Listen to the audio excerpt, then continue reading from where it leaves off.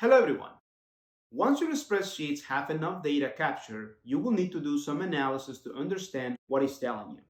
To be able to focus on the analysis, Excel allows you to separate the data based on some specific criteria. In this video, I will show you how the filter tool works and some basic analysis that you can do. Remember that you can download the support document for this session in the link indicated in the description of the video. So let's get on it.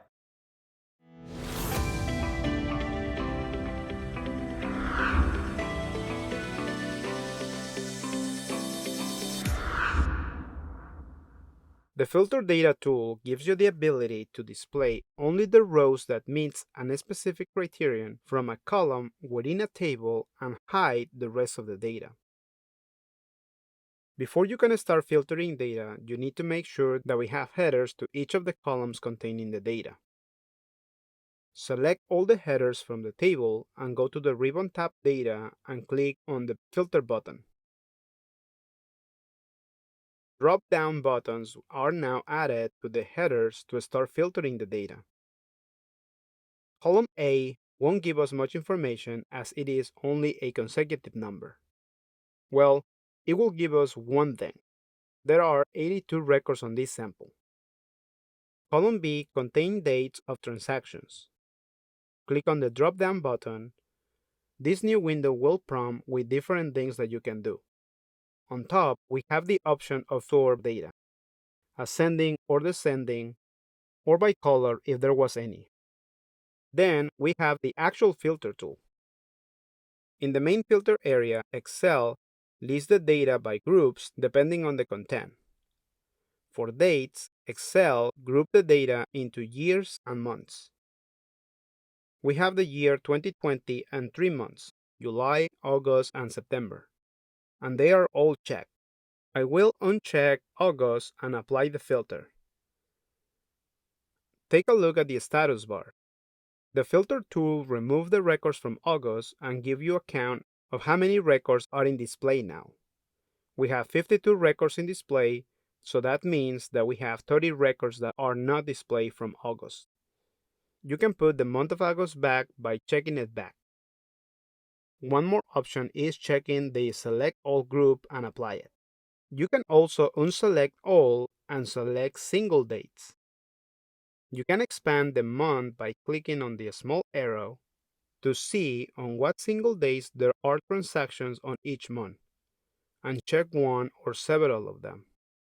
I will select September 6, and we have one record.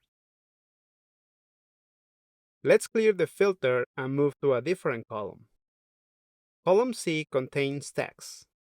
These columns represent the items sold.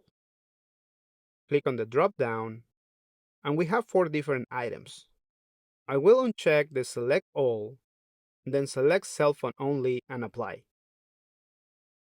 We have 12 records out of 82. I will go back and uncheck cell phone and check for tablet. We have 30 records on display now. Up to now, the filter can tell us how many records per item based on this column information. You can add another level of filtering. With the current filter set, let's select a different column. Brand, for example. We have 2 brands. I will uncheck the Samsung, and that takes us down to 16 records. Out of 82 items sold, 16 of them have been tablets from the Apple brand. So we're getting more specific. You can keep adding levels, or you can combine it with the sorting option. Let's open the Store column. And instead of filtering, let's sort in a descending way.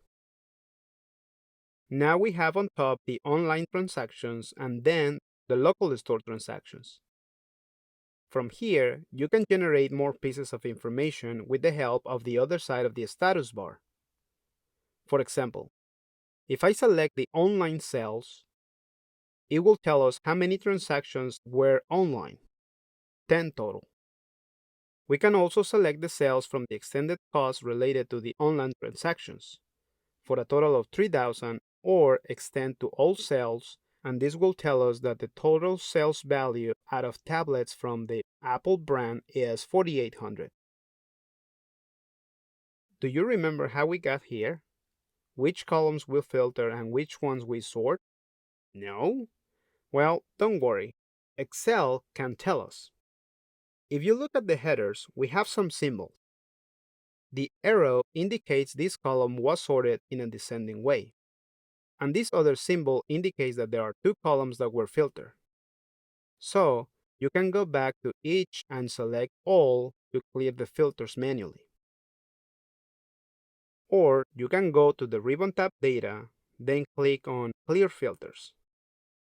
This will put all our data back the way that we started and ready for more filtering.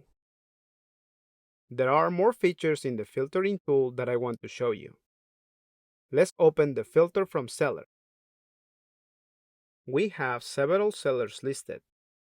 Here you can look at one by one, or if you're looking for someone specifically, you can use the search bar to see if there are any records with that criteria. Let's try first with a name we know is there, like Brian. You can see how the filter section removes other names and only shows the one that matches what we type and apply it. We got 11 records. Let's pull them all back and search for a new name. Let's say Carlos. If you type something that doesn't match, it will show this message on the filter section.